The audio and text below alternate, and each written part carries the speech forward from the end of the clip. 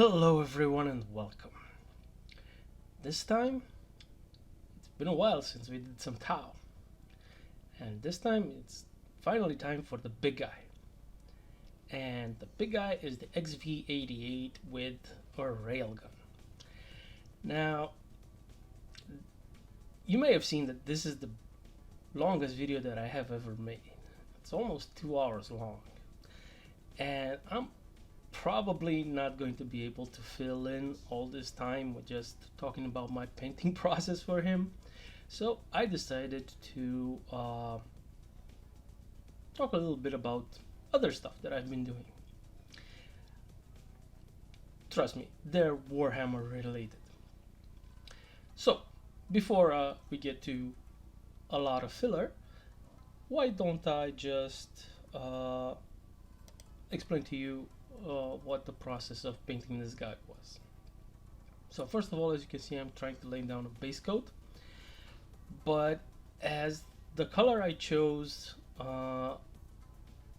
was a layer, unfortunately for me, I have to do it in several coats, and in the end I still don't like how it came out, so I had to go redo that with an airbrush. Now, this is one of the reasons why painting this miniature took so damn long, is because wow, is it big, and it needs a lot of paint, and it needs a lot of work on details and on everything else. Another thing that I want to talk about is my painting process. My painting process involves trying to paint as much as possible and to a standard that I am comfortable with. I don't know if it's like the best standard or like a good standard. I'm just saying it is my standard.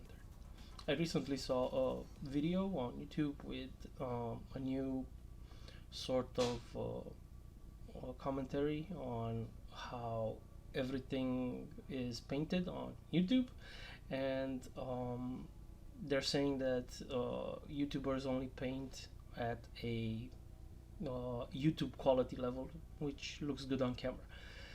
My point and purpose with this is that I'm trying to learn, and I'm trying to make these the best miniatures that I can. That being said, I am not doing any fancy highlights or anything else. I'm just literally doing base covers and with a few edge highlights here and there on certain miniatures and on certain parts. What I am trying to get my hand to fully get used to is, of course, painting smooth, because a lot of my first miniatures, a lot of the miniatures that I first painted were very chalky or streaky, and they just didn't look right, and I didn't like that. The airbrush for base coating is absolutely amazing, and again, I have like the cheapest airbrush, and it's good enough for base coating. That's what I want to do with it for now. Maybe some volumetric zenithals. And also, another thing that I really need to get used to doing with my miniatures, because now I am clearly seeing, even during this video, is that I did not clean the model very well, especially with the points where it was clipped from the sprue. So yes, that is my goal for painting.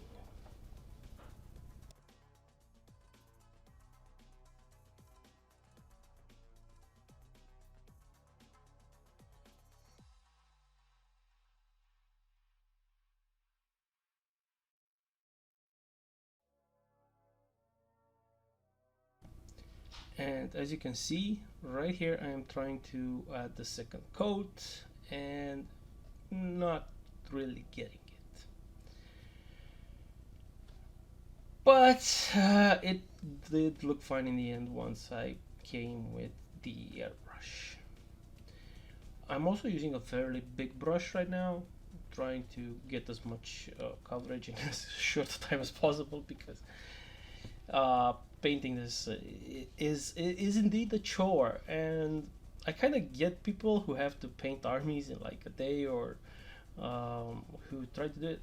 I Because I plan to do this with Leviathan, but yeah, that's not going to happen. That's definitely not going to be a thing to be able to paint it in like one session or anything like that. Not even trying to paint like just one of the factions, just like Tyranids or the Space Marines. I'm probably going to have to set up like an assembly line stuff, where well, not an assembly line, but working in batches and trying to do one step at a time, one session at a time. So I am going to do like priming, then dry brushing, then airbrushing, because I'm gonna try like the slap chop thingy. But I want to take it as far as I possibly can with all the videos that I've seen, because again, I'm learning just as like everybody else. And yeah, that's the plan with that one. What else is there to say about this? No. I want to get to the fun part, and I was planning to like say, oh, you're going to skip ahead to this portion, and we'll talk about something else. But since we already got to the airbrushing part, as you can see, I wasn't liking how the paint looked, and now I'm using the airbrush all over the model to touch up here and there, especially where I thought that the layers were inconsistent. And even when using a layer paint, the coverage with an airbrush is awesome, because you just go from a transparent gradient all the way to opaque, and you can just do it, and it's gonna be fine. You just have to spray a little bit more. But yeah, in the end, this is the best way to base coat your models, and I can't wait to do it again, especially with a full zenithal applied on such a big model, because that is where I think I will be able to see much better how things are going to happen. And also, I think that especially for these types of miniatures, I honestly should have left the armor panels off and just add them afterwards, because it's really hard to get behind everything. Alright, that being said, I'll just let you watch what I'll do, and I will comment back again when I feel the need to. But for now, I want to talk about something else, and that is another first for this channel. I'm going to talk a little bit about Warhammer lore, and I'm first gonna start off a bit thematically, because while I was painting this guy and doing the whole Tau, I have been listening to, because I prefer audiobooks to reading books, because they allow me to do something else while I'm reading them.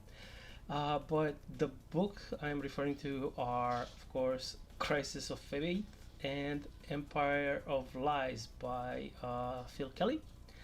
And they are, of course, about Tau, and specifically Farsight, and the Damocles Gulf Crusade. And it's awesome. It was a slog for me at the beginning, because I didn't really like the way the setting, so to speak, because how should I put this? I enjoy novels with Space Marines. I enjoy novels with Astra Militarum. I absolutely love the Gaunt's Ghost series.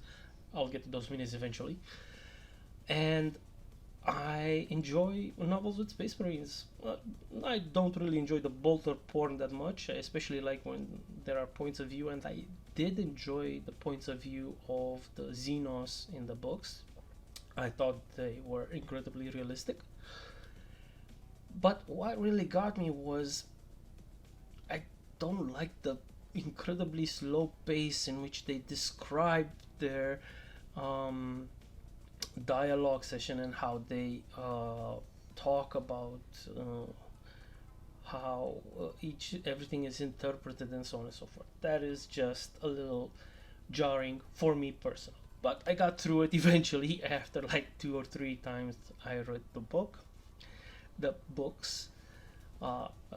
listen to. But hey, yeah, and they are amazing, and I absolutely love them because they give you a different point of view than the Imperium. And funnily enough, the part I liked most was honestly still with like an Inquisitor, but we'll get to that in a moment. Let me just make another short parenthesis. Here I am already starting on the secondary color and using some Tau Light Ochre to add in the secondary colors. And again, this is a layer paint. It needs to be done in like 2 coats. That's a bare minimum. Alright, back to discussion about the Crisis of Fate and the Empire of Lies. Great books, highly recommend them, especially if you like Oriental novels such as Shogun or Gaijin and so on and so forth. I couldn't get through those, and I barely got through these books, in the sense barely, but it was harder for me. What were the best parts for me? Because I don't want to give out too much spoilers, but I don't mind them, and if you don't like spoilers, consider this your warning, and you can go read the books for yourselves. What am I talking about? The best part was honestly with the Inquisitor, who's also a psyker, a biomancer, and she's trying to blend in and be like a spy for the Imperium, and see how the Tau Empire can be toppled, and try to take them down from the inside, something like that. But in the end, she ends up realizing that she is starting to like them more and more, and that she's becoming a traitor to the Imperium, and so on and so forth. But what is the best part and the loveliest thing that I saw that happened, and that I thought was like the best thing ever, was that during the course of the books, she is possessed. She is she becomes inhabited by a demon of Zinch. And initially I thought, there is nothing that great about it. It's just like a demon parasite who switched hosts and so on and so forth. But what I found to be like the most awesome part was how she manages to perform like an exorcism on herself. I'm saying exorcism, but it's something totally different when you think about it, because okay, I'm really getting to spoilers here, because this is going to be really deep, and so last warning. During a battle, while she's possessed by the demon, this is a battle that is taking place on Moloch, right?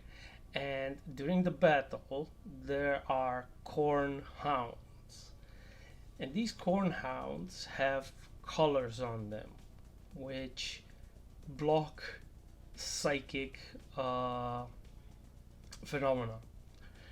And after killing one of those hounds, she takes the hound collar and puts it on herself, and literally keeps the demon inside of her, all the while the color is burning her, but it is burning the demon even greater. And that is just one of the best moments that I've heard in that I've read in Warhammer lore. And she just forces the demon back inside until it is completely destroyed, and then she manages to take off the collar, fortunately for her. But honestly, what would you have done if that color would have stuck on? Because she was already like, almost screaming blood for the blood god, and it was like, oh my god, that is so cool. As I was listening and reading to it, I think I was on a train coming from work, and I was like, I must have had like the most shocked face, and everybody around me was like looking, whoa, what the hell is wrong with this guy? What is he listening to? And I was like, oh my god, I can't believe this is happening. Again, it was like the most awesome thing that, not the most, because there are Primarchs in this game and setting and so on and so forth, but it came close to Primarch level feat of badassery that this chick was capable of. Alright, so yeah, totally cool. Using one chaos power to basically stop another, and just sheer badassery of the chick, because she knew what she was doing and how corrupting everything was, but it was the only way for her to be alive, and realizes if she ever comes back to the Imperium and she's forced to explain her actions, she's probably not going to be able to leave that interrogation room with a different Inquisitor, regardless of her status as an Inquisitor herself. Yeah. So, again, going back to the novels, what is the main plot? Okay, again, we're focusing on the Tau. Basically, after getting their asses handed to them during the first Damocles Gulf, the Tau are going back over the Gulf, which is a vast emptiness of space. That is very hard for them to cross because they don't have warp drives. And they are sending Farsight to retake everything that was lost to the Imperium by force this time rather than diplomacy. And during one of the meetings with the Ethereals, there's this water-cast diplomat that again is possessed by the demon that possessed the Inquisitor at this time, and he can only speak the truth, and he literally just blurts out, oh, the Ethereals are sending you away because you're problematic and they want to get rid of you because you're too popular. They made you popular, but now you're too popular, so they need to get rid of you. Alright, basically it sums up everything, and it does a great job of condensing literally, I think, what must have been around 10, maybe 20 pages into just a few lines. And I was like, well, yeah, you could have just, said that. But no, it's good. Even that dialogue is full of insights of how the Xenos are and so on and so forth. Not necessarily my particular cup of tea. I prefer orcs when it comes to Xenos. They're pretty straightforward and they're funny. But yeah, no, it's good. It was good.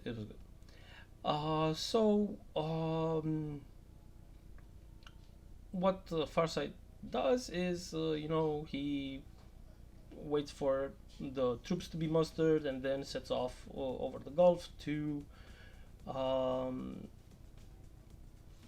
start his campaign. During the crossing of the Gulf, of course, they are ambushed by a Space Marine cruiser, because the demon in the diplomat who also joined them gave away their position. And I get to see how other people see the Imperium, and I kind of get that point. And I know there are chapters that are, I'm not going to use the word, I said I'm not going to use the word, so I can't use it. They're not especially bright, let's go with that, and are too dogmatic for their own good, and tend not to think anywhere outside of their immediate necessities, and don't focus at all on the bigger picture, and that are just like, we must kill all Xenos, we might destroy them, everything, and don't think, and don't even think tactically. There is like these this chapter, I think they're called the Scar Lords. Yeah, that's what they are, the Scar Lords, right? And they only know combat, and all combat must lead to scars, and scars make us strong, and so on and so forth. And even the chapter master is like, I'm going straight into combat, and so on and so forth. And basically they get into a void fight, lots of things fly everywhere, nobody is particularly winning, and Farsight goes into the Imperial cruiser, and he sabotages their Geller field because the ship is still partially in the void. Yeah, I'm calling a little bullshit on that, but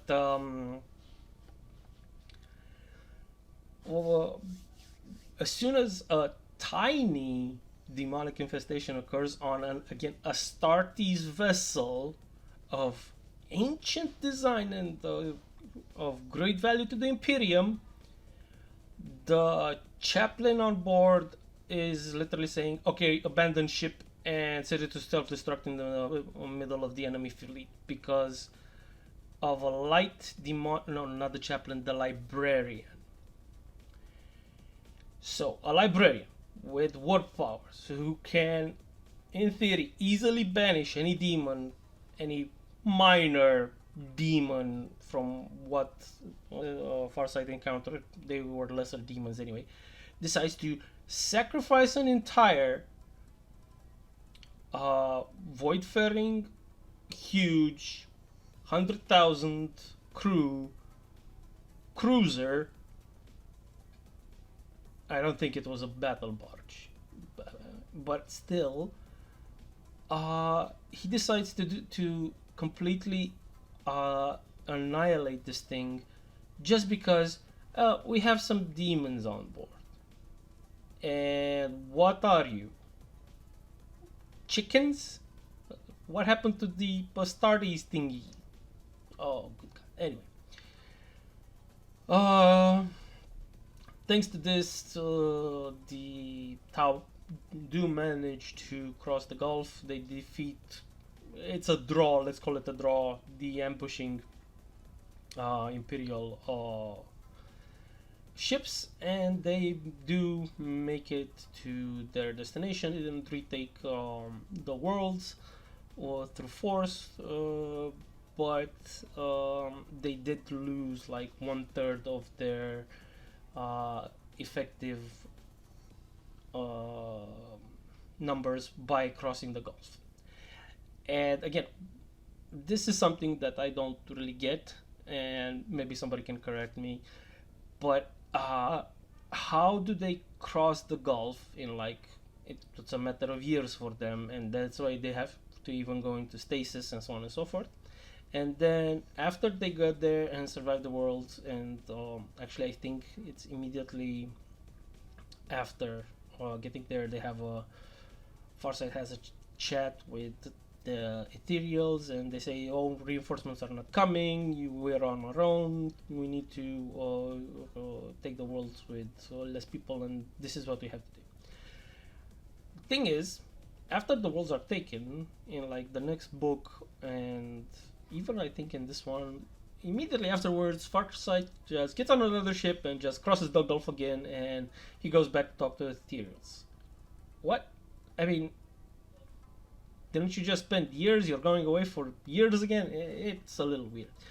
The thing is, this happens several times throughout the books, or it's, at least it's my opinion, my understanding. I might be wrong. I tend to doze off during my listening of the audiobooks, but trust me, I go back and listen. Sometimes missing, but tiny bits. Anyway, point is, it just didn't seem right for me that the guys would just, decide to send someone across the Damocles Gulf for years and years, and then they just go like, oh, we're just going to go back and forth. That's not how that should have worked, at least in my opinion. And when he gets back to the, I think it's Viorla world, they keep saying that there will be no reinforcements and that he's on his own. Already, he can feel a divide between his ideology and the ethereals, and he can already sense that the ethereals don't really have like everyone's best interest at heart, and they are willing to sacrifice millions of Tau cast members as long as it saves even a few ethereals.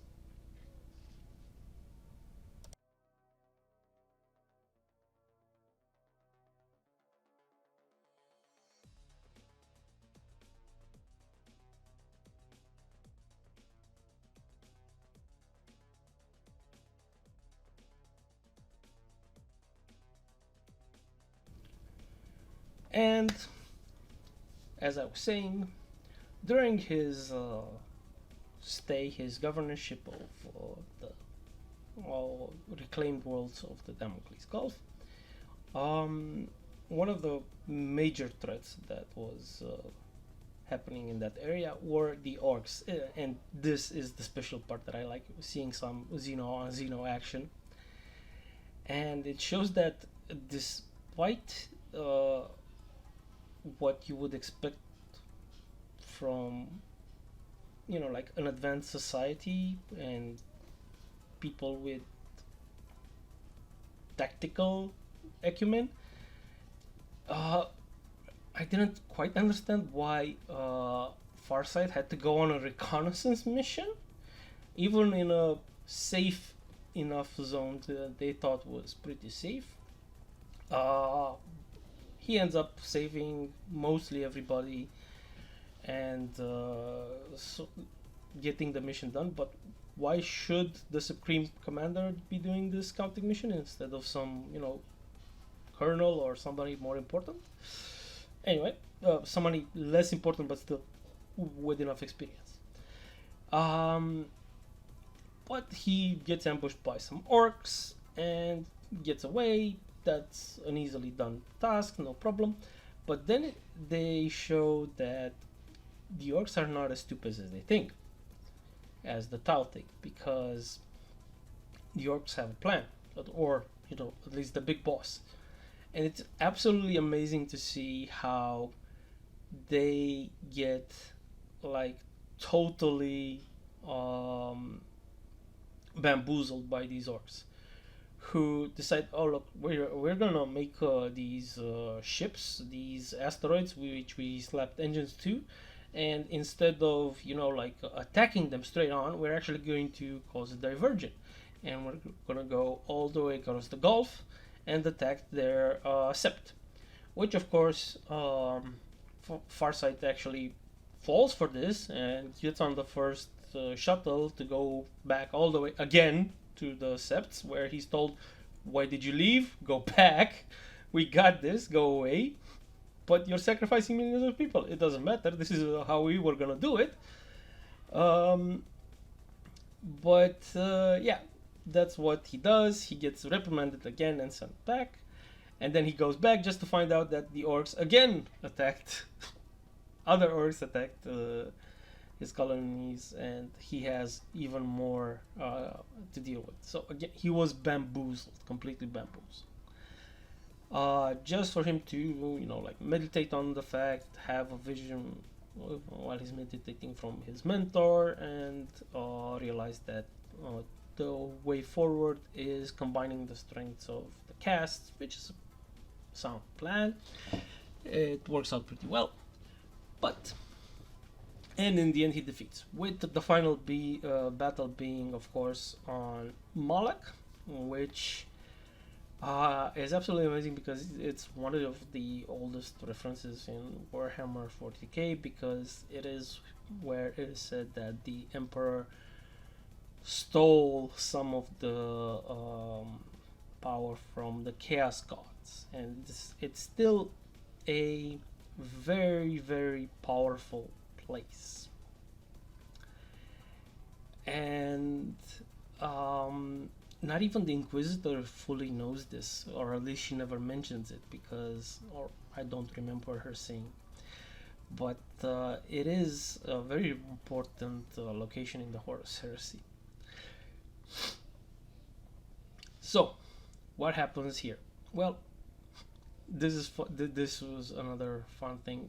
They're fighting orcs, and accidentally they spill some blood in an altar zone, which immediately and instantaneously begins opening warp portals all over the altars, and corn demons just pop out of them and just start killing left and right. Doesn't matter, Tau, orcs, they just butcher everything.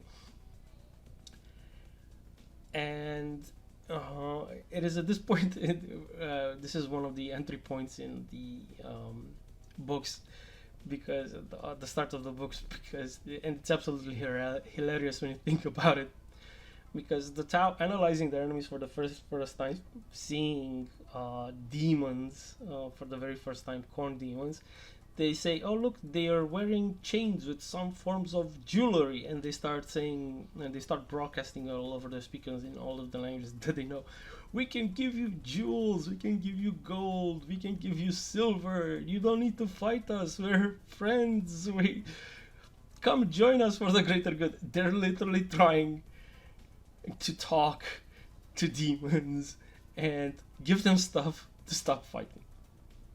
That is absolutely hilarious, and it's so innocent that you just have to have a little laugh inside and go like, "Oh yeah, you guys are not ready for this universe yet. I know you're fast learners and you learn fast, but the fact that you're trying to negotiate with demons," even the Empire back in the Horus Heresy, when they encountered, they said they thought they were Xenos, but they weren't like, "Oh, we want to talk with you," even though on certain occasions, and even Astartes did, and even Primarchs had chats with like Eldar, and even in the 32nd millennium during the War of the Beasts, they entertained reaching a peace, even briefly, even though if it was briefly, with orcs. So again, while it is xenophobic, when it's in the Imperium's interest, it can collaborate with Xenos.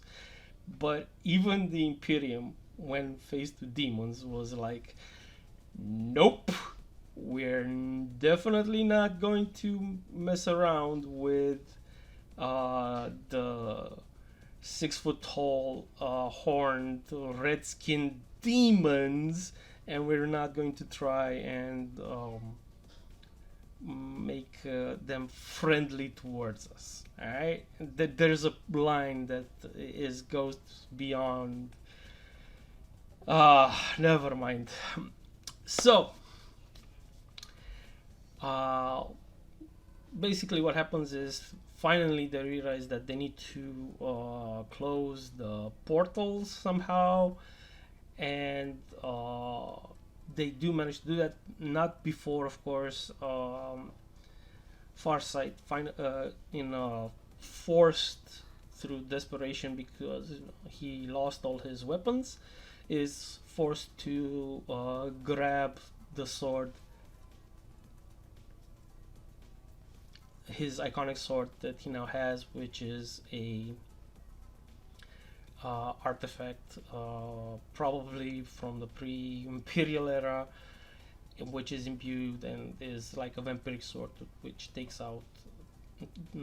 which adds the victim's life to the user. And this is also hinted at the fact that he is approaching his final years before this final battle, and after it he feels incredibly revitalized.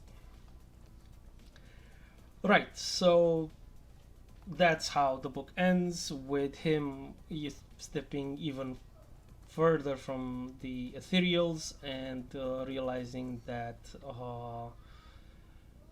they are not very friendly towards the lower castes, and this is of course after the battle where he defeats the orcs and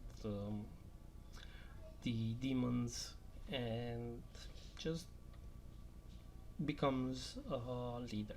It's not yet stated that he separates from the Tau Empire, but you can see the doubts his um, in his feelings, basically.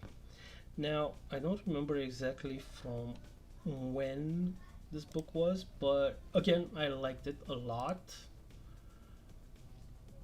I really liked it a lot. Let me see, I'm checking right now the lexicon because I don't really remember when this one was.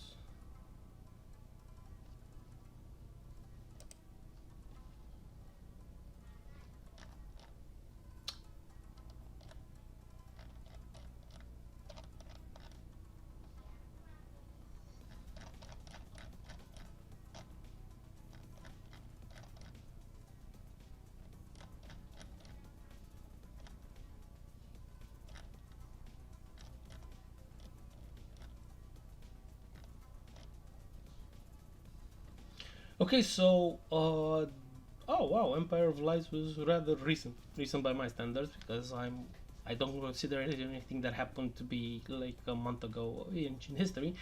But Crisis of Fate was in 2017 and Empire of Lies was in 2020. So yeah, relatively recently for my point of view. But yeah, they're good. They're good. I highly recommend them. I don't think there are books that I don't recommend from like the Horus Heresy series, but even those were acceptable. I don't recommend them for people to start there, but if you want to read the full story, well, they can be slogged through. I'm not gonna mention them right here because that's a whole other topic for another video. But again, back to these books. They were awesome, and they did cover quite a large gap of my painting time, and I really look forward to reading some more. Unfortunately, I don't know any other Tau books. Hey, enlighten me. And the only ones that I found with tight were about Tau were the Farsight ones. I look up on the Lex, but hey, you guys can tell me if you know of any others. In the comments. You know the drill.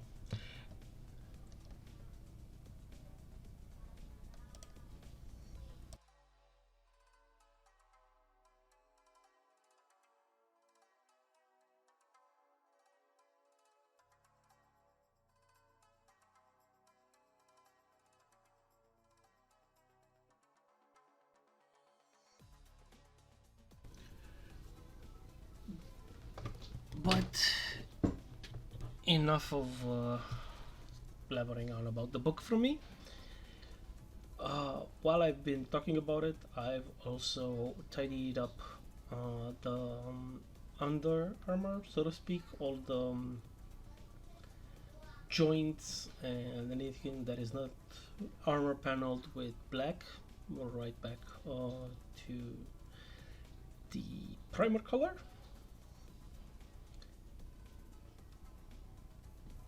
And that's basically it. I think I finished all of the parts with the secondary color as well, and I want to talk a little bit more about the painting process. So far, my miniatures have not had battle damage, have not had specific, chips and things, and not even decals yet. I plan on doing all of the decals and maybe add a bit of battle damage, but I'm not. I'm thinking more along the lines of some pigments on the feet to tie them in with the base is. But that's all I want to do on my models for now. I'm not really comfortable with sponging on my miniatures yet. I am barely comfortable dry brushing. I often still have much too much paint left on my bristles, and often end up putting too much color, and that is why I'm afraid that when I will try to use a sponge to do some chipping damage, then it will definitely be way too much, and I will just leave a blob on there. Paint.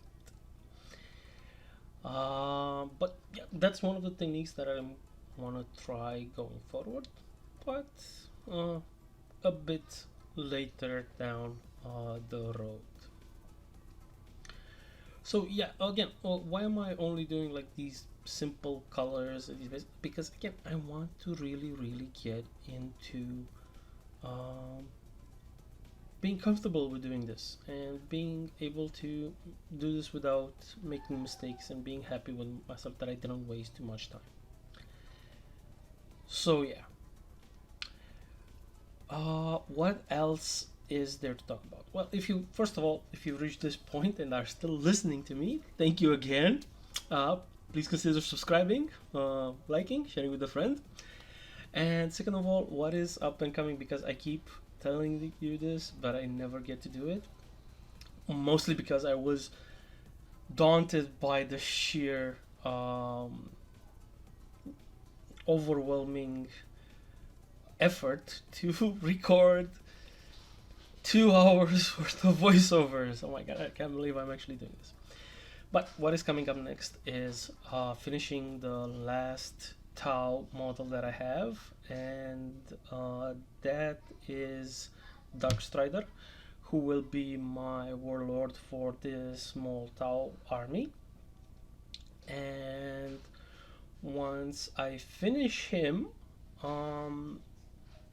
I will get to work on a special project, which is a display case for these guys, because I have a very cool display case for these guys, but it needs a bit of work to make it pop and for it to be a really nice display case.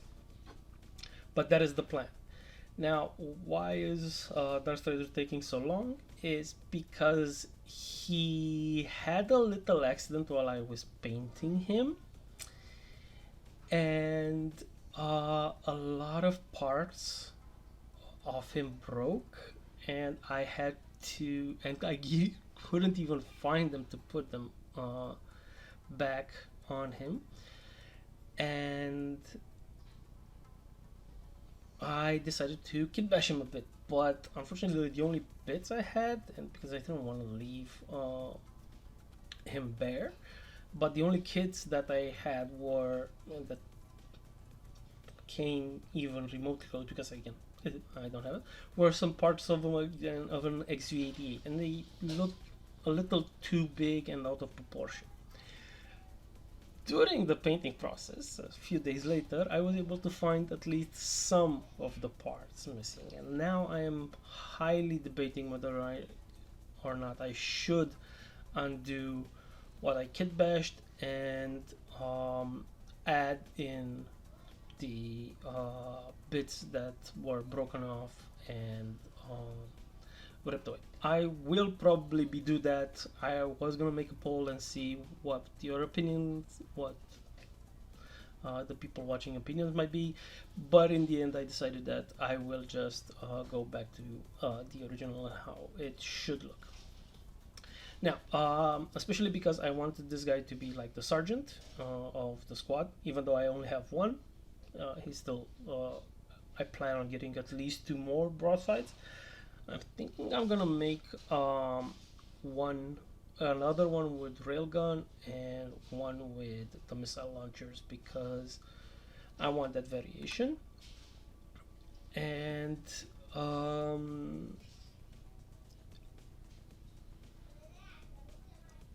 that is why I'm painting his helmet.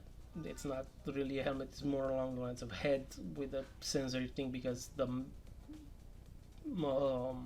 Tau piloting the mech is inside of the chest area thingy. But yeah, I'm painting it red as long as along with some other elements on his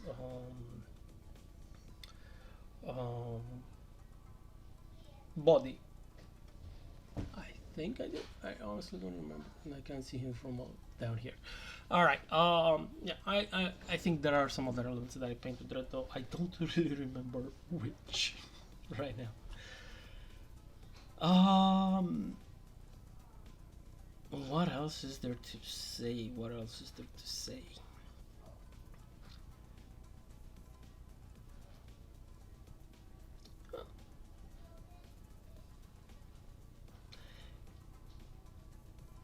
I think I gave you guys all the updates I have. Oh, wait. No, there is another update that I want to talk about.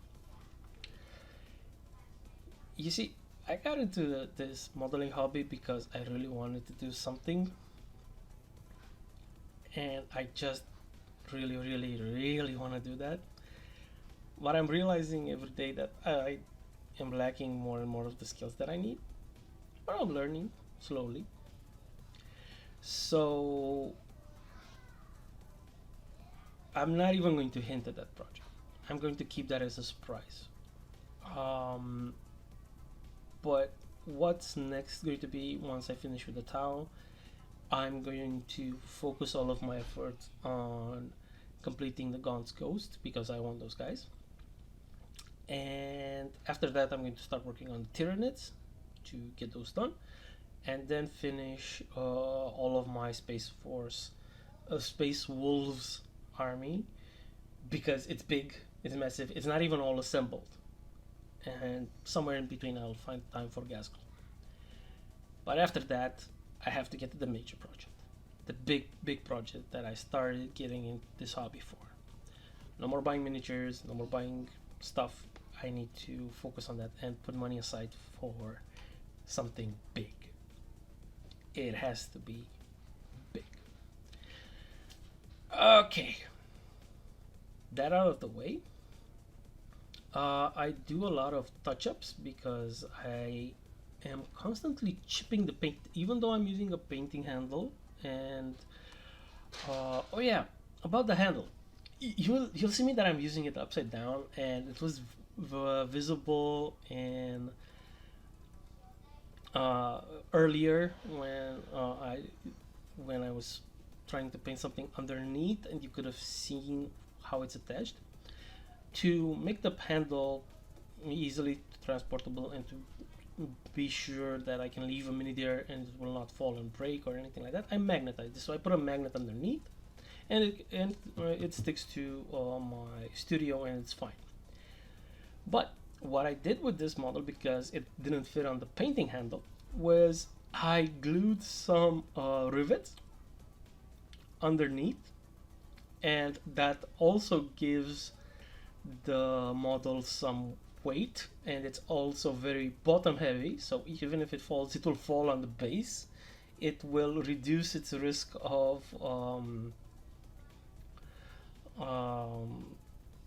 damage, and it's honestly awesome in that regard, because I could also just hold it on the magnet on the bottom of the handle, and that was like the most elegant solution that I could think of, and it worked out absolutely amazing. Alright, and I'm also gonna do the same. I'm just going to add like one or two of these little I literally just said the word fasteners. Yeah, I think that's the anyway. I'm just going to attach them to all of my miniatures going forward on the bottom of their bases, and I will buy some magnetic strip and that will be incredibly great for me to keep them safe and transport them even in their case. And I'm going to make that display case as transportable as I can. I'm going to try and make it so that it can be easily carried. Right. What else? What else? I really need to find topics to think ahead, because the only other topic that I want to present is not really related to this model, rather to a big event that has occurred in the Warhammer recently, again by my standards, to the posting of this video, because I know that in our community and in the world in general, if you don't react to something the second it comes out, or if you don't make a video on it in the next week, it's basically like you have nothing to say about that subject, and so on and so forth. But that's not the case, and I need time to read the book, or I need time to make up my mind about something, or even making a video. Not necessarily the filming or anything, but finding the time to do the voiceovers, and finding the time to edit the footage, and so on and so forth. This is an enormous amount of time, and I don't really have that much time or that much free time available. In addition to working and so on and so forth, this is not my mode of income. By far, it will never be. But hey, this is how it is. So again, I've rambled on enough. All right. So what is this big event that I alluded to? So a few days ago, the final book in the Siege of Terra and the Horus Heresy series has finally released, and this whole event, these whole 60 plus book series has come to an end. And what an end that was.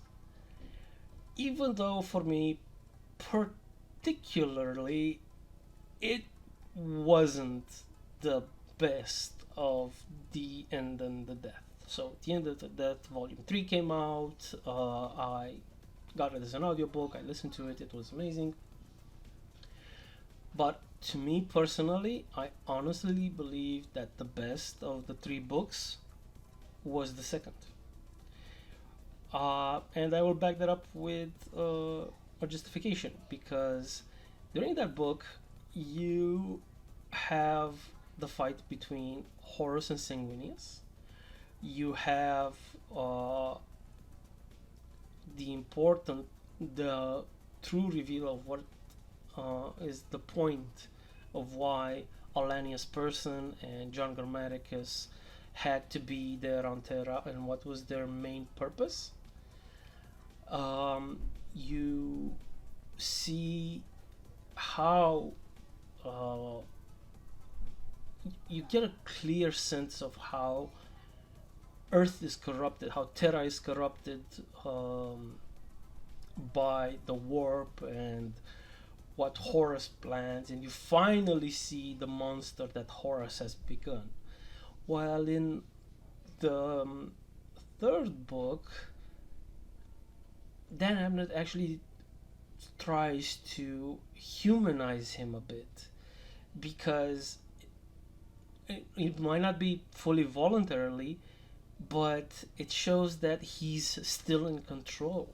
And while he was lied to and believed that lie, instead of trusting in his father and believing what is true, that his father loved him and trusted him, instead he is lied to by the chaos gods, and he believes them. You see that he still truly wants to do good. So for him, all this, even everything that has happened, even all the deaths, for him, this was a chance to change a horrible future. So he was sort of in control because, as another YouTuber sort tried to explain it, is that when all of the Chaos Gods finally choose a champion, they cannot accept that one of them or one or the other should give him more power. So they have to give power equally. But that just means that that person is sort of left with their free will, because no one god can exert his or hers or its power over the champion. And that is what Horus was.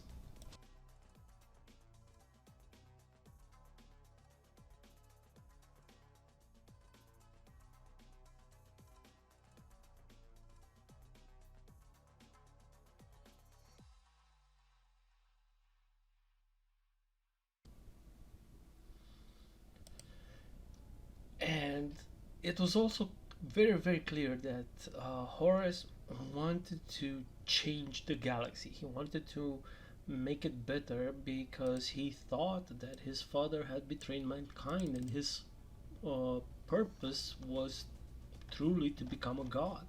Whereas the Emperor truly did not wish this for himself. He tried at all possibilities to avoid such an outcome. And what I'm not truly understood, because it's a little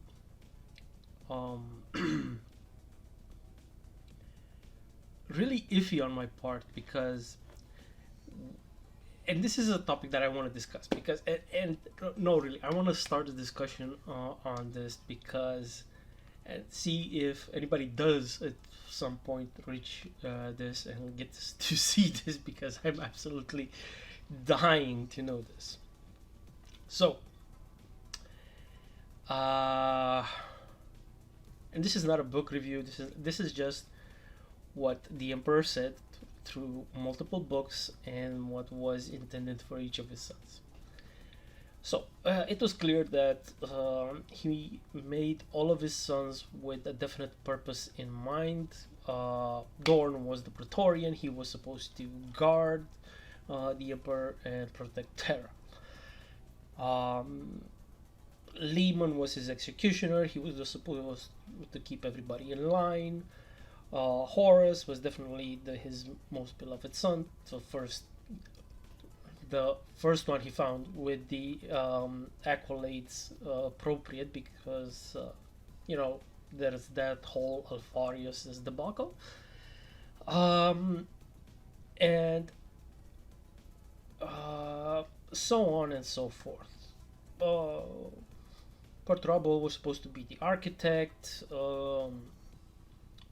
Conrad Kurz was supposed to be a judge, but he went insane. I honestly don't know what Sanguinius thing was supposed to be, other than be the angel. But what he wanted for Magnus was downright horrible. So he made Magnus to be able to sit on the throne as well as the Emperor did. So the Golden Throne would not have killed Magnus. Yes, he would have gained enormous power. Yes, he would have been able to fly about the galaxy and be merry and be in all places at once, see everything. But he still would have been stuck on the Golden Throne for eternity. So, am I missing something over here? all his other sons get to roam free the galaxy and do whatever they want. But Magnus, the one you're saying you have most in common with him because he's like a very powerful psyker, you decide to uh, make sit in a chair for the rest of eternity, for the rest of human lifespan, because if he ever gets off the chair, bad things are gonna happen. Or maybe I'm wrong, because in theory, at some point, the throne would have been stabilized by, because the throne was malfunctioning because of the thing that Magnus did when he broke the seals. Then why couldn't he just remake the seals? Again, this is something that I would like to see people's opinion on, because at, at, there are different points in time where he says that he loves his sons, and then he considers them tools. I understand that at some points in time he can detach himself from his feelings, but that they're all meant to have different purposes and do different stuff. But then you go and say, well, what is Magnus's purpose other than being a control chip, not a battery? There's a difference, because again, the throne does not sap the user's power. This is wrong. He's not a battery. The Emperor is not a battery for the throne. He's more along the lines of what a servitor is, what the human components in a servitor are. He's the control chip, right? But that's what you wanted for your son? To be forever bound to a golden throne, never leaving it? Damn, that is harsh, dude. That is like the worst punishment you can give to a kid. It's like, hey, you've been naughty, go sit in the corner and don't do anything for ever, for the rest of eternity. Damn, I'm just saying. And in numerous times he explains this to Magnus. Not ever does Magnus say, "Oh, dude, that doesn't sound like a good idea." He just gets pissy about other stuff, like, I have to let go of my legion and my horrible sons that one, never obey me, and two, are literally turning into chaos spawn. No, no, no, no, no, no, no. What I have a problem with is that, not the fact that your offer is kill all of my sons and bind me to a chair for all eternity. Am I missing something over here?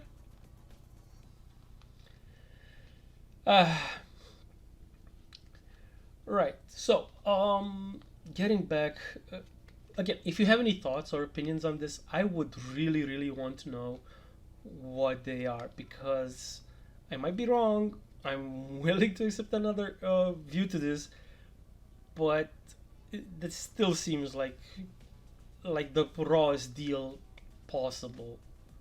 I mean, you get nothing. You get nothing. Magnus would get nothing, except a lifetime of servitude. Yeah, on a golden throne. Yeah, that's not exactly ideal, now is it?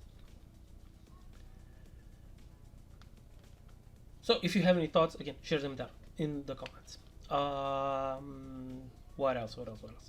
Right. Getting back to the topic, I was saying that the second book, the volume 2, and the end and the death was better than the third volume. During the second volume, the fight between Sanguinius and Horus was the only element that had a bit of an unknown quantity to it. There was still speculation about it, with all the theories that Sanguinius gives in to the Black Rage, actually kills Horus, and then the Emperor has to put down Sanguinius, who is now corrupted by chaos, and so on and so forth.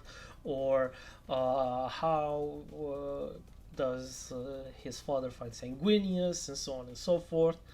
And we got to see all of that, and it was amazing because, of course, it was with Sanguinius almost killing Horus, but then Horus revealing that he's only using like a fraction of his new gained power just to make the offer to Sanguinius that he should join him, and so on and so forth. And then he just kills him in like 1 or 2 strikes without much difficulty. We knew that the Emperor was going to win. This was a guarantee. We knew that the Emperor had to sit on the golden throne. We just didn't know how. That was a different. Whereas the mystery involved with Sanguinius was how could Sanguinius beat Horus? Is there a chance for him to do that? We know that he's gonna die, but maybe that wasn't the truth, because there was so much with the Blood Angels that could have happened that wouldn't have changed the story. Whereas I honestly, I was truly hoping for something along the lines of the Emperor defeating Horus without much effort, to be honest. That would have been so awesome. Or with some effort, but still being fully fine whatsoever, and then leaving Malkador on the throne, and the Imperium then going and saying, oh no, the Emperor is still on the throne, where for the past 10,000 years it's still been Malkador holding the Imperium together. And that would have been like a satisfactory moment for me, where he would have then said, I'm going to exile. The Emperor would be like, I'm going to exile and just doing my own thing, and I'll be ready to come back if there is another one of my sons that actually does fall as bad as Horus does, and if Chaos does manage to do something so vile and despicable as Horus, I can show up and put a stop to it.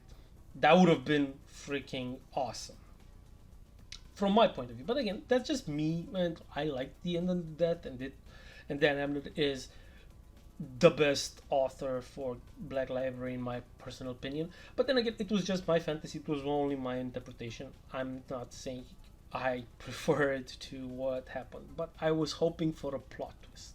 That's what I'm going with, and that is the one that I honestly imagined. I absolutely loved, and I especially loved the repetition that he does with. It's not his power, it's how he uses it, which is absolutely amazing. It's not his love, it's how he uses it, and so on and so forth. It just gave a feeling that Horus is finally beginning to understand, though, even though it's done so slowly and in such small increments, that it's subtle. Oh, yeah, unlike the way you drop my miniatures. Yeah, that's totally not subtle. Yeah, see what I have to deal with. Okay. Focus. So again, Horus defeats. No, Horus dies. The Emperor is placed on the throne, and that is the end. This is the story. The details are what truly make this series great. It's the little things that cannot be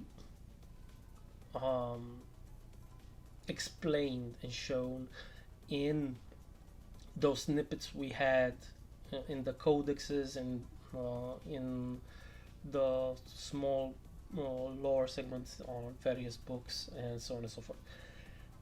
Because there's no time. When you dedicate 60 plus books to the series, It's absolutely amazing, and I can't wait for the next. I'm going to keep reading all of the books in this universe, because it's they're all absolutely amazing and the authors are great.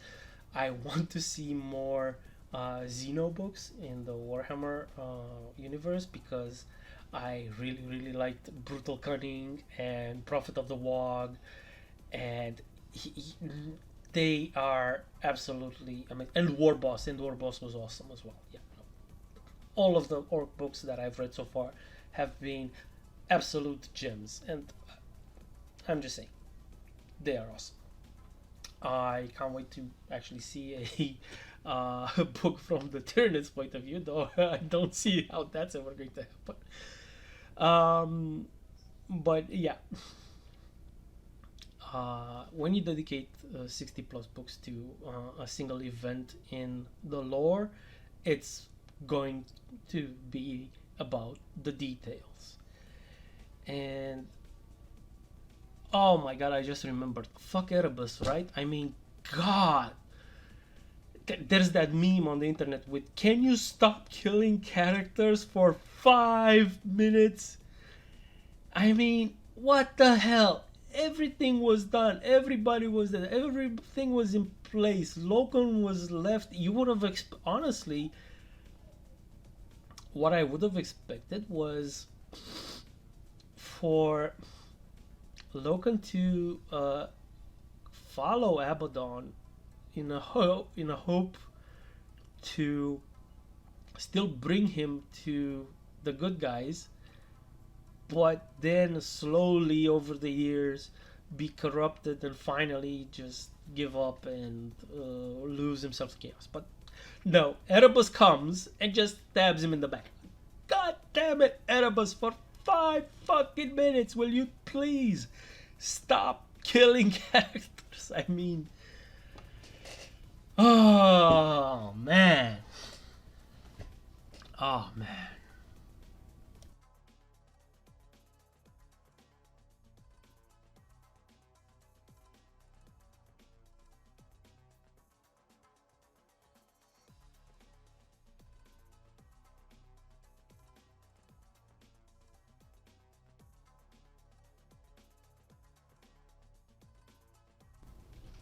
Yeah, so I'm sorry about that. I had to pause it and check the recording. Yeah, this is the problem with doing such a long take. Even though I'm doing it in multiple takes, my voice gives out at some point and I have to stop for a second. Speaking of, I'm still not fully, even after taking a break and having a glass of water. I'm definitely not doing this again. 2 hours of recording is not okay. But I have 2 hours available, and by God, I'm going to use them. Well, ish. It'll still probably end up doing this over a few sessions. Just rendering this video is going to be hell. I think my PC is just going to go say, nope, I'm not gonna do it. But that is a trouble for another time. Right now, I am doing just the voiceovers. Oh, and did I mention this is the second attempt of me tackling this 2 hour long video? No? Okay, now I'm mentioning it. Alright, I was saying about Erebus and how he cannot help himself from having the last say, the last kill, the last anything in this wonderful series, unfortunately. Yes, I know, spoilers, but hey, you've been warned several times ahead. Several times before, not ahead. Ahead is towards the end of this video, which, thank God, we are past the half mark. Like I said, I may have over-exaggerated, and I understand why most YouTubers don't show the entire process, but hey, I am not most YouTubers.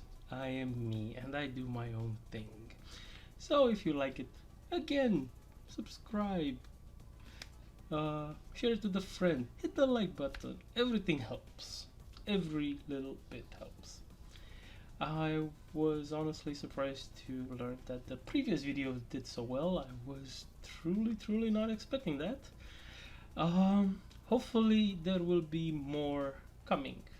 I don't know when, I don't know if, because I'm all at the mercy of my friend who may decide to continue having his tiles painted by me, or may try to do it himself. But so far he said I did a good job. Alright, getting back on topic with Warhammer and this miniature. I have already started working on the details on some of the metallic parts, on the back of the missile launcher. I think that's the smart missile launcher that goes on his shoulder. I don't know if it's necessarily named that. I am still having problems with reading data cards and what each weapon is, but in due time I'm slowly learning. Up to this date, even though it's been a year since a year, it's been a year, I think it's been more than a year, I honestly don't remember. No, I think it was in March, so no, not yet a year, but no, I'm or in June. We're coming up to close to a year. Since I bought Leviathan and have assembled it, I have only played 3 or 4 games tops of Warhammer 40k 10th edition, and that is the only Warhammer edition that I played, because I'm a newcomer to this. So hello, I'm learning with you if you are joining for the first time. But I know a lot about the lore because I was a fan of the lore before, way before I got into the actual wargaming. And I was a fan of the video games way before I was a fan of the lore. Of all the books and each and every Horus Heresy and so on and so forth. But just I mean, I played Dawn of War, the first one, like so much. I finished the campaign with each and every faction. I I didn't really like the multiplayer. It was my cup of tea. Multiplayer games in general, not my cup of tea. But again, the single player campaign I thought was absolutely amazing. I played everything all the way up to Soulstorm, and yes, and when I was playing it when it came out. I didn't know about modding and really got into that. Plus my PC at the time would probably have burned if I did a mod to it. But I did pick up the Apocalypse mod and had a really good time with it. I mean, damn, that is insane. Just seeing Titans and so on and so forth. I have to remind myself when using that mod, if you actually do ever make an Imperator Titan, you have to set the building that makes it to stand ground, because otherwise the moment that thing spawns on the map, it's just going to nuke everything and you won't have time to enjoy the model. It's so big. Ah, man. I honestly don't understand why developers, and I work in the industry, why developers of RTS don't really make like the core feature of the game, the zoom function. You want those huge maps. You want to have to navigate and to plan and to schedule attacks from multiple sides. That's how I see strategy, real-time strategy going forward. Not necessarily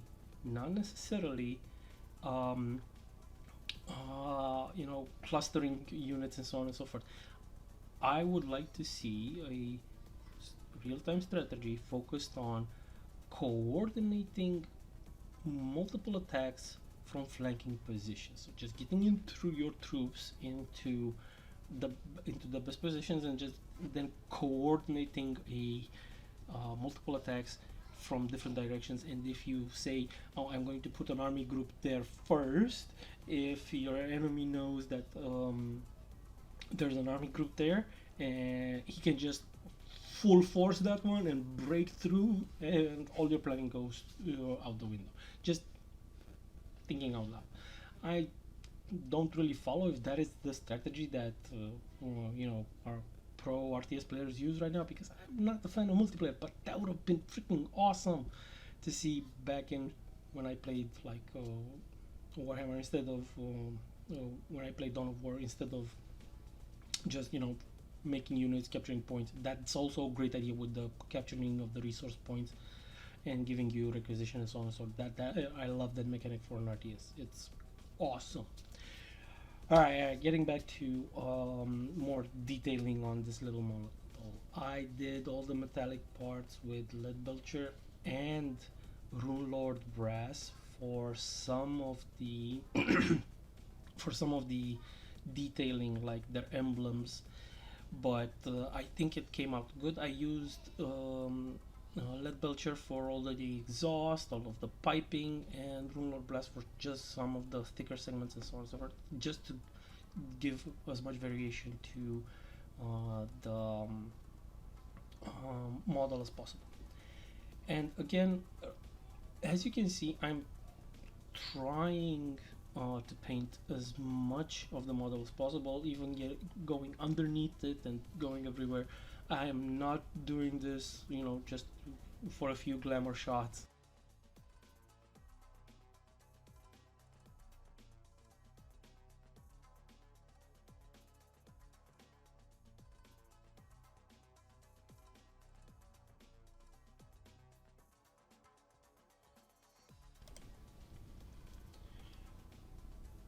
Yeah, as you can see, all the way underneath, anywhere I can, and try and get as much detail work as possible.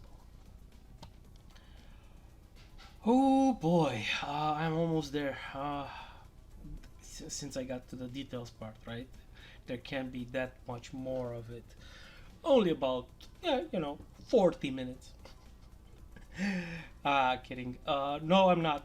But the thing is, this is a very, very big model with a lot of detailings, and I want to try and make it as great as possible, as this will be the centerpiece of my army. This will be the thing that stands out in this particular army. I will see what I get to do with like a dreadnought, because I will have to paint 2 of those for the Space Wolves. Yeah, and one of them is going to be Bjorn, and by God, man, those are some details that have to be worked on. I'm also thinking that maybe, since it's Bjorn the Fell-Handed, I might want to have him different shade of gray, so that he stands out more from the rest of the Space Wolves. What do you guys think? And here's a question that I want to ask for, if by any chance there are some hardcore tabletop war game players.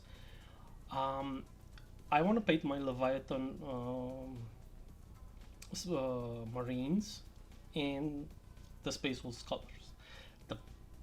The only problem that I have with that is that in the box there is the apothecary biologist.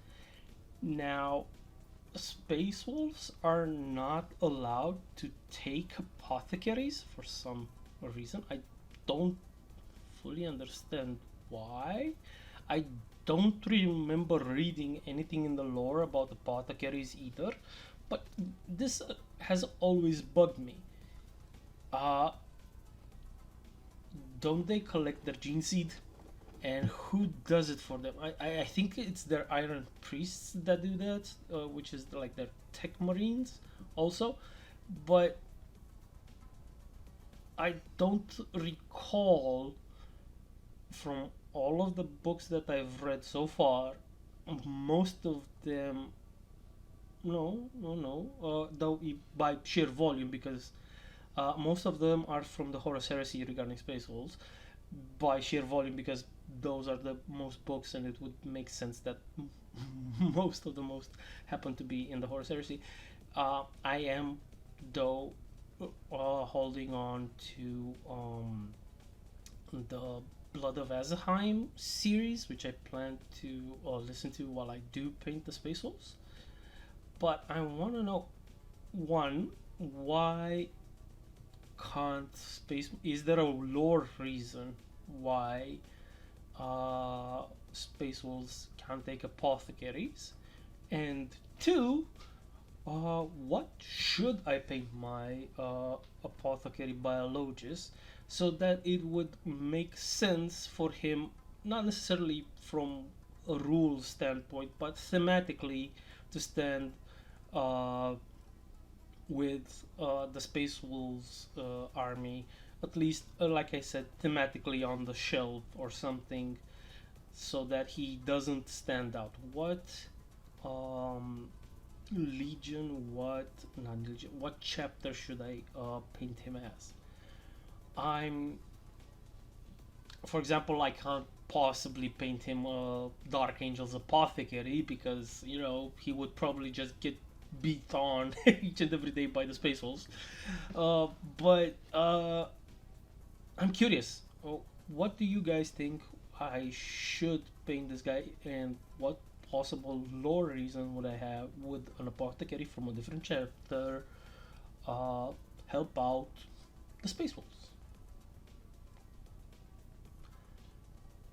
Again, comments down below if you have any ideas. I'm more than happy to hear you out and try and paint my apothecary biologist in those colors.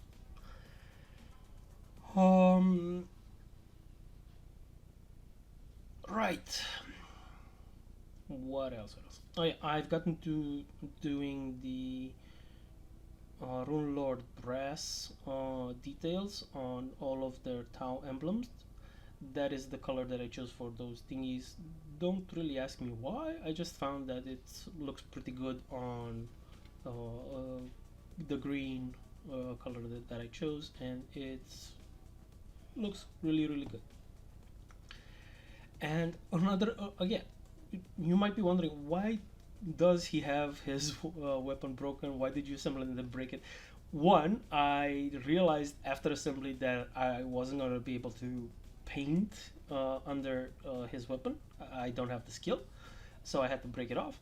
The other bits sort of fell off because they were I used very little glue when I put them, and they broke when I dropped it several times. And because, like I mentioned before, I want to paint as much of the miniature as possible, even though it's not visible. Yeah, sorry about that. Again, I seem to be losing my voice, and I am far from finishing this. Oh god, still about half an hour left. Whatever am I going to keep talking about? I'm running out of possible talking ideas. Oh man, I really should make a script. I really should have made a script and just talked and talked and talked. But and I honestly don't know how YouTubers like Arch or Squidmar and so on and so forth come up with those with talking on their videos, even for those 20 minutes. But then again, I suppose 20 minutes is much shorter than it. I was easily able to fill in that time just by talking randomly. Then again, 2 hours is quite a lot, and I don't think even Arch has any. I should ask a Border Prince. That guy really does like hour-long videos, and even I think. Shout out to that guy as well. He was a great inspiration for me trying to start this channel. Initially, I was planning on doing lore, but I really didn't know as much. I was going to talk about books like Wolfram Rodas, but Border Prince showed me that he was on a different category altogether. That guy um, made like 3 hour or 4 hour long videos on various events in the world, and they really helped me while I was working on the house. I could just pop in those guys on YouTube and just listen to them for hours while I was working, and it was awesome. It was awesome. In case you're wondering, while I was filming, I wasn't listening to him. I was listening to audiobooks, but um, before I started filming my work on the house, I did some work, and that's when I did that. Again, you can find time for this hobby, for this universe, Warhammer, even during other segments of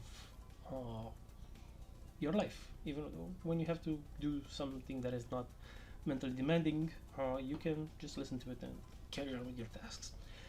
And as you can see, things like this lead to chipping. Just having that thing fall over, it got chipped. I know it's not, the most stable thing. Just taking a bottle cork and slapping a tweezers on it to hold down a piece is not ideal, but hey, that's what I had, and it worked as long as you don't touch it. I'm using a bit of pure white to base coat the lenses. The point of that is to have the blue color that is coming up very, very bright, instead of being on black and barely visible, to give it more of a shine and making it a lot more visible. I think I went with a bit of, I don't know, I'm just touching up with what I spilled white over some of the red on his helmet thingy. And in case you're wondering, I am not a gene stealer. That third arm you see popping up from time to time, that is definitely not mine.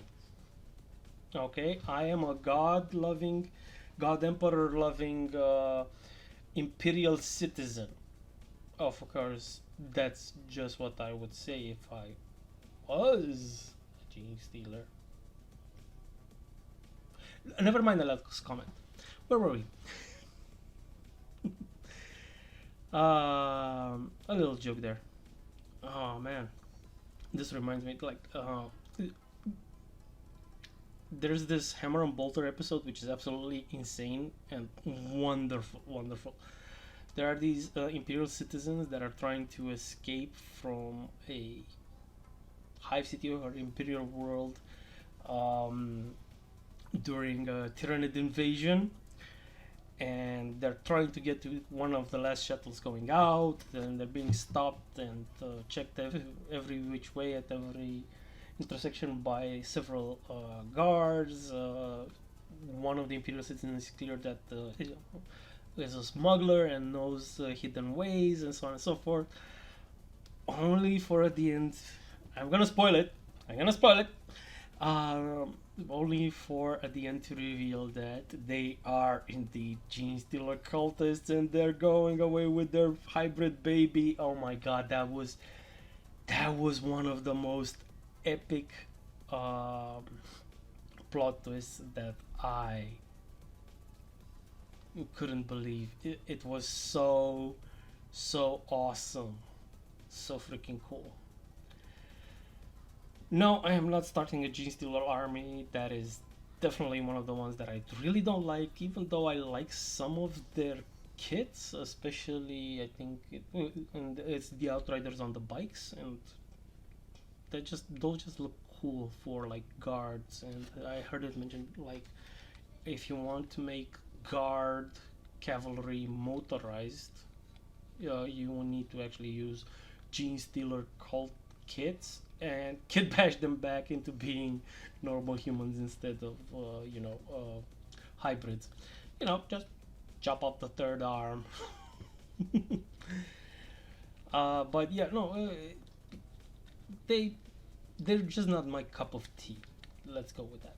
lore-wise and from what I understand game-wise, I'm more along the lines of I can't wait to make some orcs, to have an orc army, but I enjoy the Tau and Space Marines. The Tyranids I have not had the chance to play. Even though like I said, I played games and I have the army. I'm gonna paint it for my friend because he started enjoying playing with them. But so far he will let me play the Space Marines. I used like the Gladius Task Force, not anything even Space was themed, even though I tried.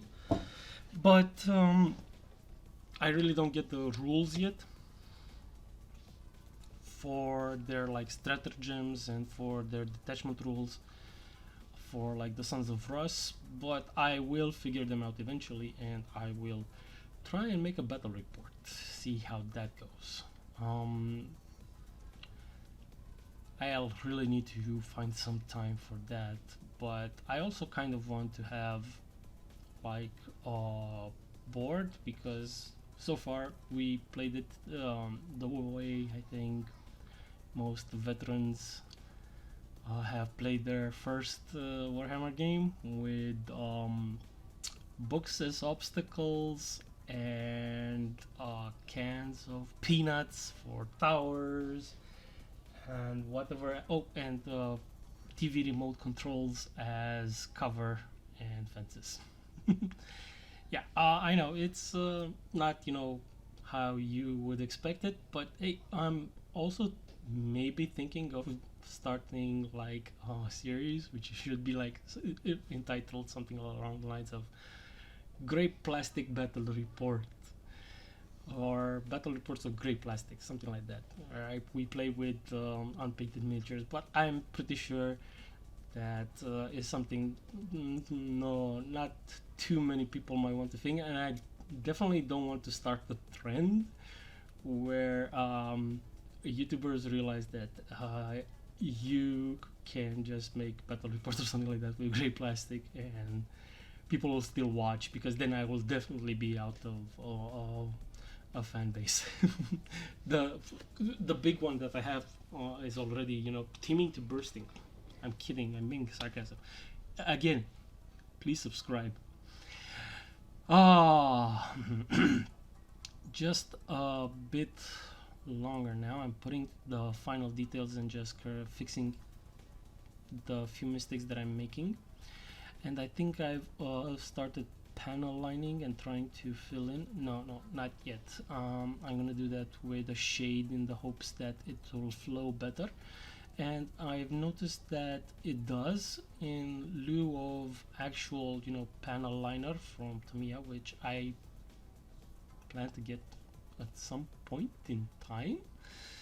I really am finding that non-oil is very good for panel lining and for filling in those lovely little recesses that you want detailed, and having those lines, having the paint flow all over the lines.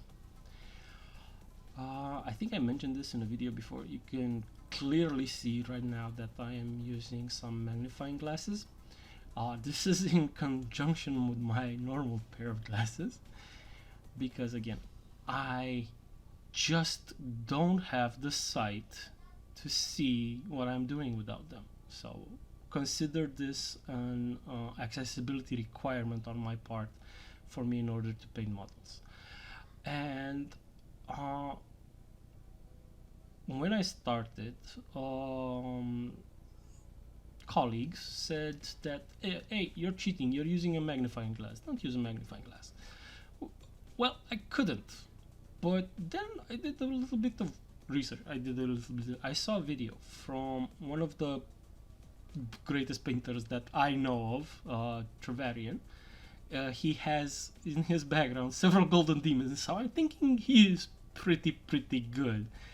And he's saying, well, yeah, don't try to do something you're not comfortable with, and if you need it, and like he does, use Magnify. And he literally has a model, not like mine, he definitely has one better, but he definitely had magnifying glasses, and I was like, well, why the hell can't I have that?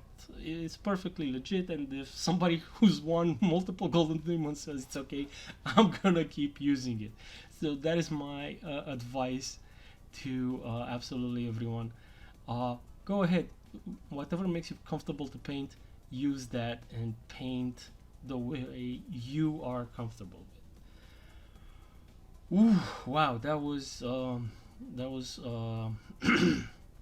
a long ass speech about mostly nothing. Still a lot more details to go. Still a lot more details to go. But I am going to take a short break, and if you manage to get this far, please subscribe. There will be another small segment from me towards the end of this video, but I need to take a break because I literally cannot feel my throat right now, and I need to do a little bit of breathing. I will only comment going forward on the most important steps that I take while painting this model.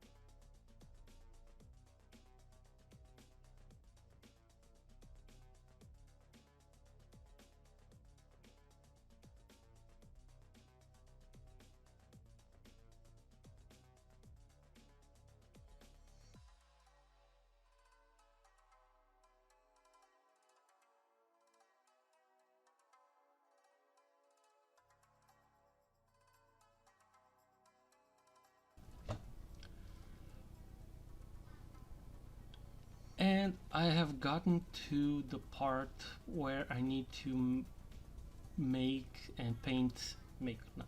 paint the mass accelerators, from what I can tell from the railgun, and I chose to do it in the same teal color that I paint the lenses usually, and not shaded, or rather shaded only on the outside. I don't know what I was thinking. It's sort of a reverse highlight, but I'm using Temple Guard Blue or Baharroth Blue, and doing this all over the raised mass accelerators, from what I can tell, which I of course painted white before in order to increase the brightness of the color.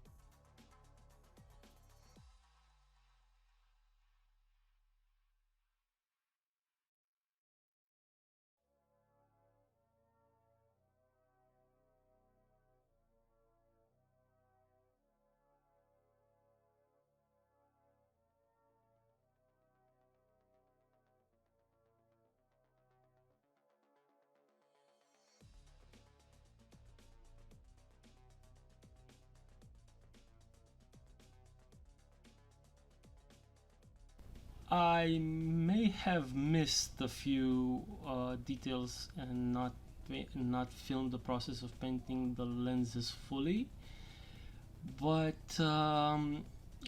you can see that they are all painted and really done.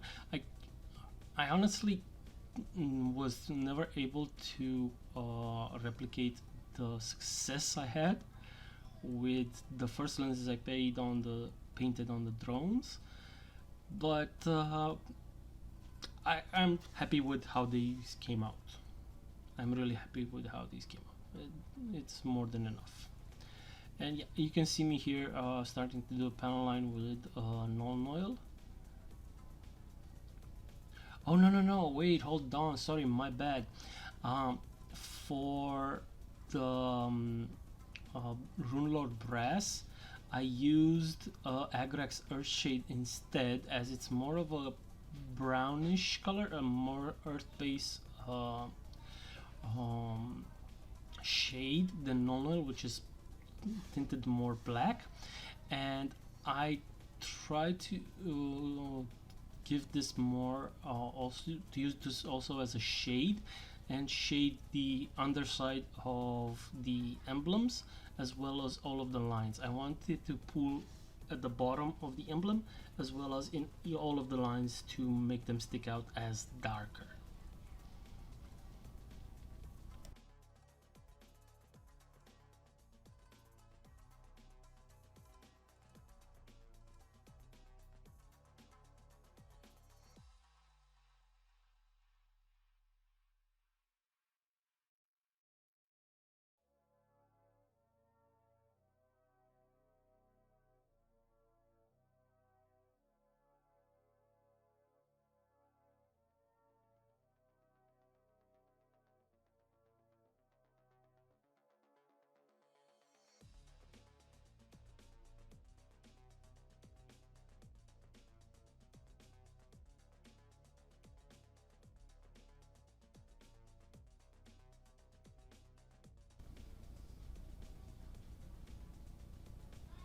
I did the same on the gun and tried to make sure that on the top half I tried pulling the Agrax Earthshade towards the middle so that only the highest part remains without Agrax Earthshade, and the Runelord Brass sticks out. And in the end, I think I also came with a little bit of Runelord Brass just to bring back the shine of it all, and still have that metallic feeling underneath the Agrax Earthshade in the rest of the I don't even know what to call that thing, but yeah, see, here I'm coming with Runelord Brass on just the very top of the bottom and the larger top on that emblem thingy on his weapon. I don't know what that is. Don't ask me what it is. I don't know what it is. And of course I went with Agrax Earthshade all over the remainder of each of those emblems on his battlesuit. But I did not come back to highlight again with Runelord Brass on any of the tiny ones because I honestly didn't see the need for it, because they're still pretty shiny, especially the top parts. I'm not going to get into a full theory again of why I think this is, but people keep saying paint all of the highlights, paint all of the shadows, paint all of the things. I honestly think that a lot of these things should be covered by the normal ambient light, and they are. And because again, we're still talking about 3D objects regardless of its size, and I'm more than happy to leave things as they are and let natural light and the light itself just work its magic. And like I mentioned before, for the lines on the armor I used null oil gloss.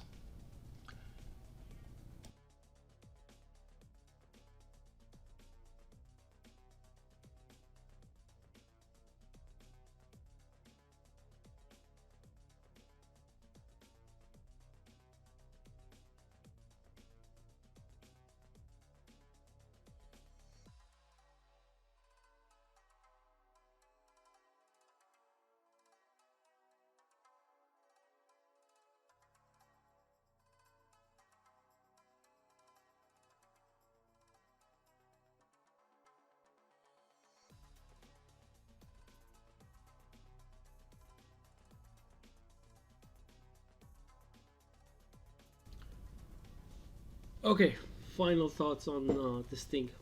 how long did it actually take to make? I narrowed it down after editing to about 2 hours, but how long did I actually spend painting this thing? Well, I just did the math and edited everything that I filmed so far, and then I added everything that was off camera, and it came down to 12 hours.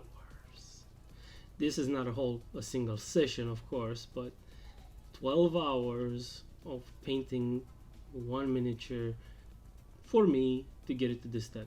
I don't know if that's good, that's bad, or what, but after editing down, shortening it out, all of the unnecessary bits of me, you know, grabbing paint, of me losing, holding the miniature outside of camera focus, and so on and so forth, I'm left with, and of course speeding it up a bit, because you really don't want to see me at my slow painting speed doing this, because I could cut it down to 2 hours. But yes, the entire process of painting this miniature took around 12 hours of painting across several days, across several weeks. It was a lot. The reason, and also this miniature was completed in 2023.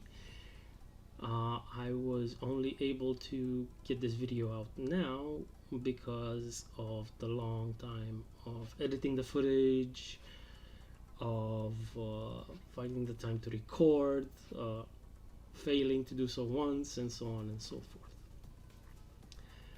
But yeah, it is daunting to tackle on a big project like an entire army, and I don't know how I'm going to do with the rest. I mentioned this before, but now I have hard numbers to back my up. If a single centerpiece miniature for your army takes 12 hours, I need to find a faster and better way of painting these, so that I'm either fast and good, or really fast and to an acceptable standard, because I cannot accept something half finished. I'm happy with how it is. I know there's still more work to be done on it, but that is work I plan to do as an entire army rather than individual units. That way I can focus on each unit and each model, what ranking it should receive in the form of decals and so on and so forth. Let me think. What else is there to say? What else would there be to say? Well, not much. I mean, would I recommend this to anyone? And do I really want to spend my free time doing this? Yes, absolutely. It's incredibly relaxing, and this is something that I really like. I can't wait for my boys to be big enough so that they can start their own armies. Momentarily, this is not the case, and I cannot wait to see what they will paint with all the free time that they will have when they're older, because I remember all the time I had when I was a kid, and I can't believe how I squandered it by playing video games. And this is a skill that they could definitely use, and something that I have no problem with them. And seeing as how they are already interested in Daddy's little toy robots, I really can't wait for them to be able to play a game with me and make them have them make their own armies, and so on and so on.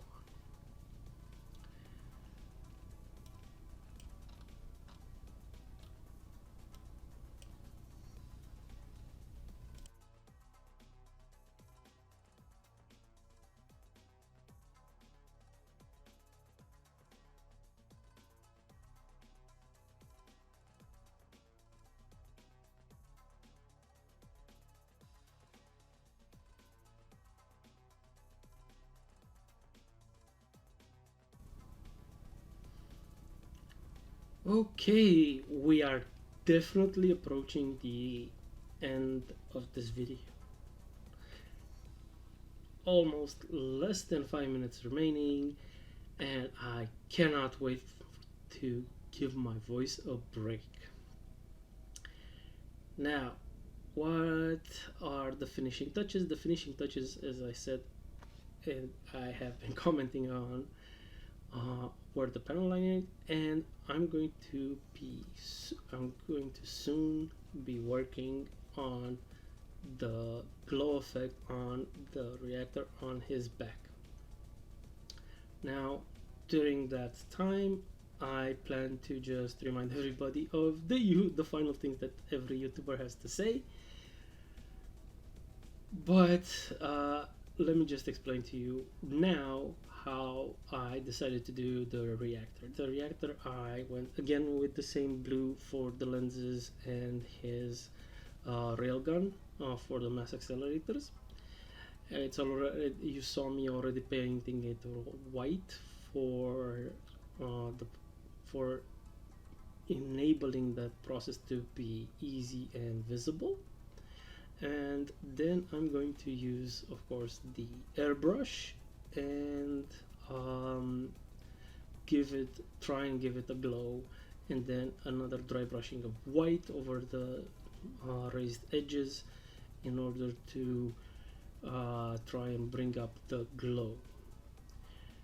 So that is what I will be showing you in just a few seconds, and once that starts I will just add my usual ending to the videos and then let you all enjoy the final shots. Quick break before I begin.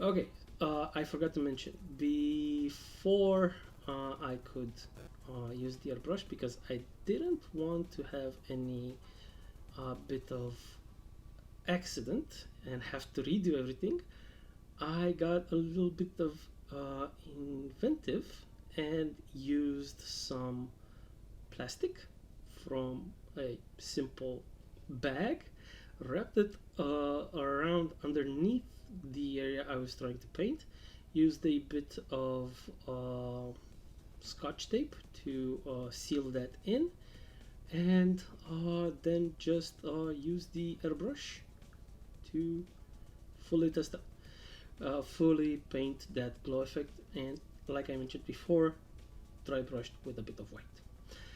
And again, for those of you who have finally reached the end of this video, thank you from the bottom of my heart.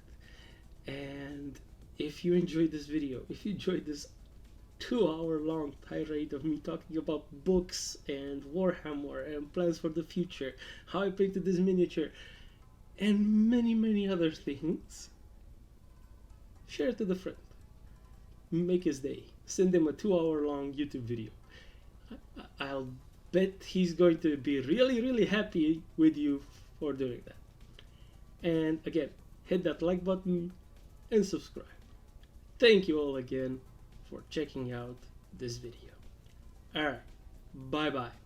I will see you in the next one, and in a few seconds you will be able to enjoy the final shots of the completed miniature of a process that took 12 hours over the many days and weeks. Bye bye.